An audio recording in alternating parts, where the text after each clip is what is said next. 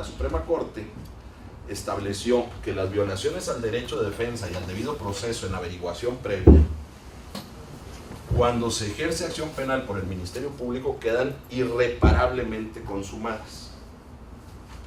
Si ustedes ven lo que dice el artículo 138 de la Ley de Amparo, el artículo 138 permite colegir que un procedimiento no se puede suspender a menos que su continuación dé lugar a un daño de carácter irreparable.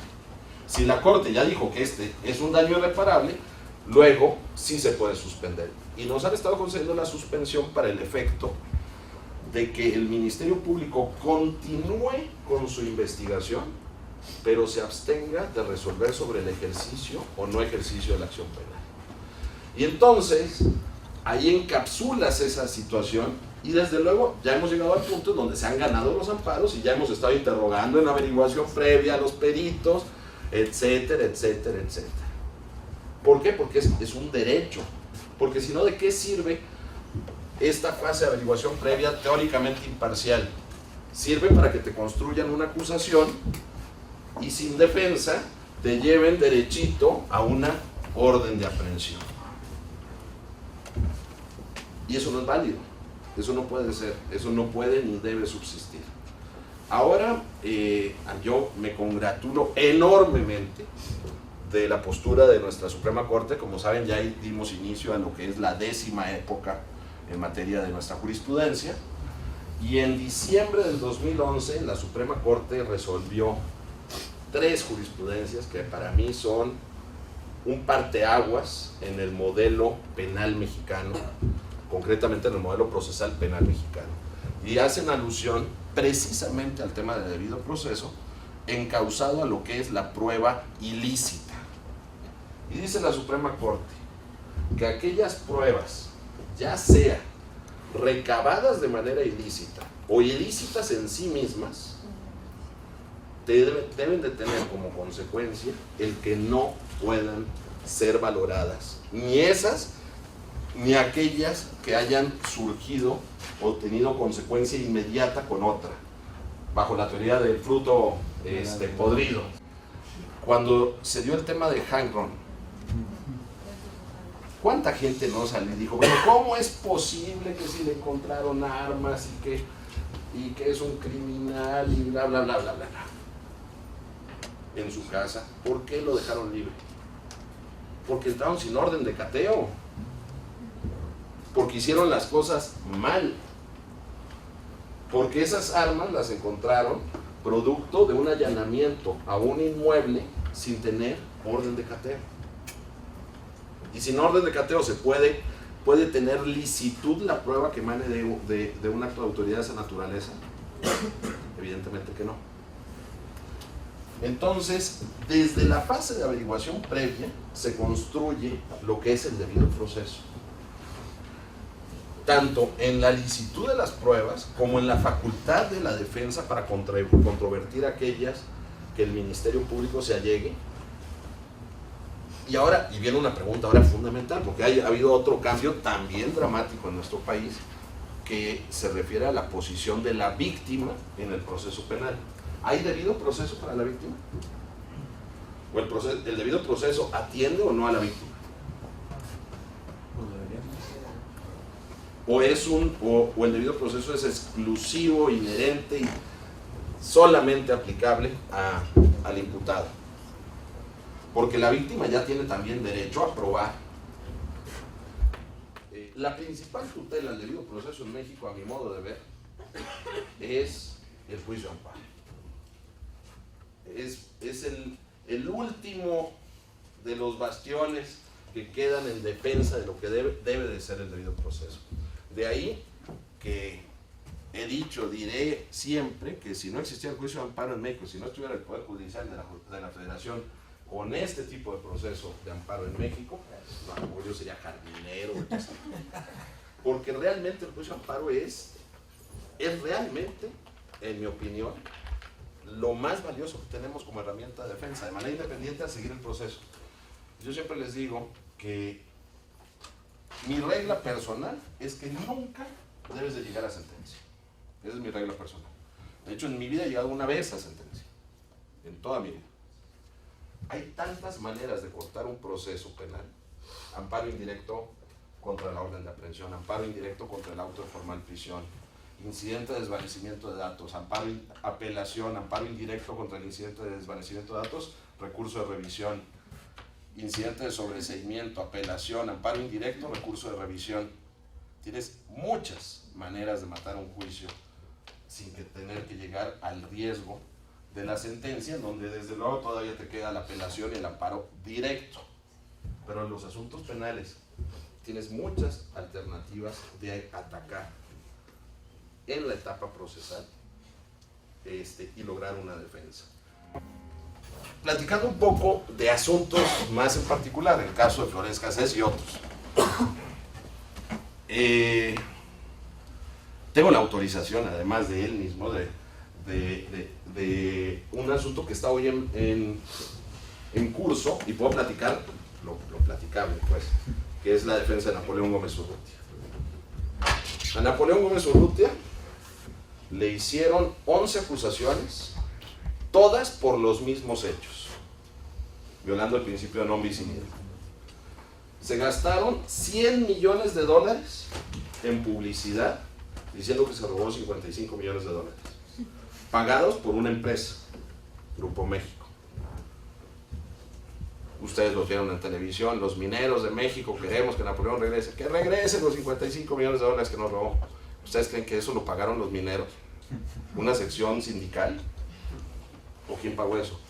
Son esos efectos corruptores en un proceso al grado de que te pueda dar lugar a un linchamiento público. ¿Alguien de ustedes cree que es inocente? ¿Napoleón? ¿Sí? No. Sí. Bueno,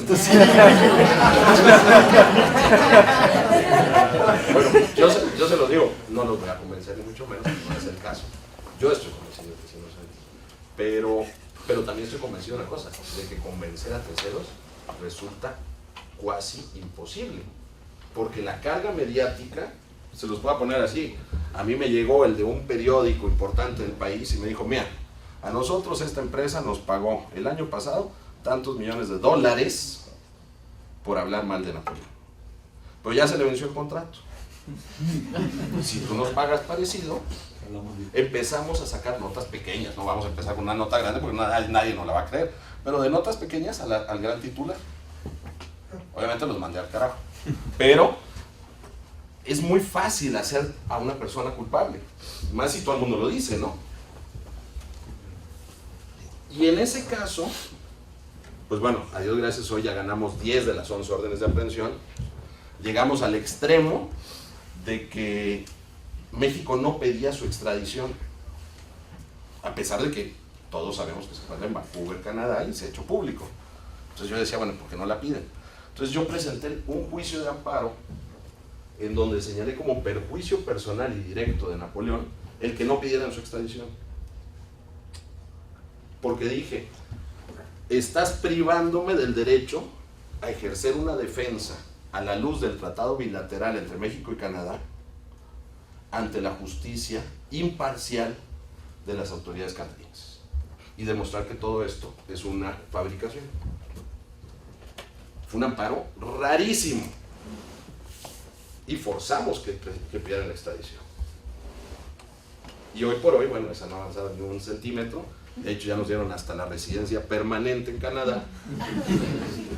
Y nos dieron la residencia permanente en Canadá con un oficio canadiense en donde dijeron, porque no son creíbles las acusaciones de México.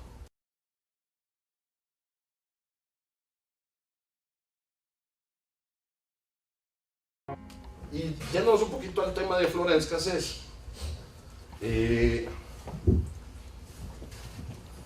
Yo lo veo de esta manera. El montaje que se hizo de la Secretaría, encabezada por Genaro García Luna, me parece que fue delictivo. No le encuentro otra palabra. O sea, que una autoridad haga un montaje de un secuestro para ponerlo en televisión, me parece delictivo. O sea, es una farsa vergonzosa que una autoridad en ejercicio de sus funciones vamos, yo no sé a quién diablos se le ocurrió siquiera que eso se debía de hacer. Pero bueno, no lo hicieron. Eso es ridículo. La pregunta es, aquí hay varias cuestiones. Una, si a la hora de la sentencia, incluso en amparo directo, fue valorada esa situación como pilar o qué efecto tuvo en la sentencia ese montaje, porque hay varios argumentos encontrados. Si ese montaje incidió en la sentencia, evidentemente que debe de ordenarse una reposición del procedimiento, cuando menos. Por eso decía que yo estaba parcialmente de acuerdo, porque sí estoy de acuerdo en que hay una violación al debido proceso, eso no me cabe ninguna duda. La pregunta es si ese efecto fue valorado y fue una pieza angular para la resolución. Lo mismo un poquito en la situación de la asistencia consular. La Convención de Viena, como ustedes saben, regula lo que es la asistencia consular para los extranjeros que sean asistidos por su gobierno cuando reciben una imputación. Ese es un derecho. Eso no ocurrió en alrededor de 30 horas a partir de la detención. Ahora, durante esas 30 horas tampoco se autoincriminó, que eso es lo que hace un poco más debatible.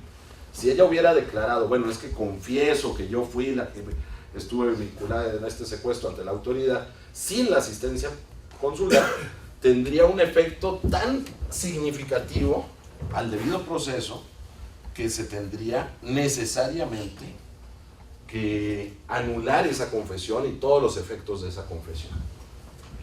No fue el caso, tampoco.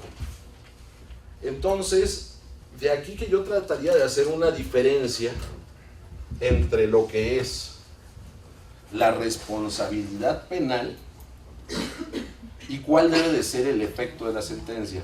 A mi modo de ver, todas aquellas, y es lo que aquí sí estoy totalmente de acuerdo con Rodrigo, todas aquellas pruebas testimoniales que se hayan visto afectadas por este circo mediático debe de dar lugar a una reposición del procedimiento necesariamente y anular los efectos de esas pruebas. Hasta ahí sí estaría totalmente de acuerdo. Ahora, ya darle otro alcance estrictamente por lo meramente consular, etcétera, ya lo veo discutible. Y lo más discutible que veo del caso Florence Cassés, y esto sí no tengo ninguna duda, es que yo no veo ni qué diablos está haciendo la Suprema Corte con ese asunto. No tiene por qué. Estamos hablando de que se trata de una resolución en amparo directo.